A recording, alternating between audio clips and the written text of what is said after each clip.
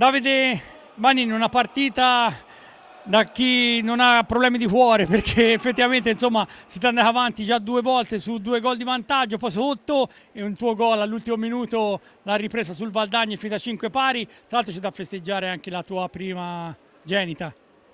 Sì, penso che è stata una bella partita, molto dura per noi perché il Valdagno è un'ottima squadra e ha delle individualità molto importanti. Ci sono dei ragazzi giovani ma che sono bravissimi. Noi abbiamo, penso, fatto una partita intelligente, abbiamo fatto quello che dovevamo fare, cioè avevamo pensato a un piano di gioco e penso che l'abbiamo rispettato.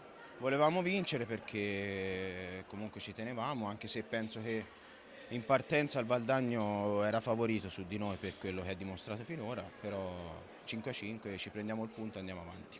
Senti, una stagione con qualche basso ma anche qualche alto e poi si prosegue, insomma ti dicevo appunto sei diventato papà, ti facciamo gli auguri.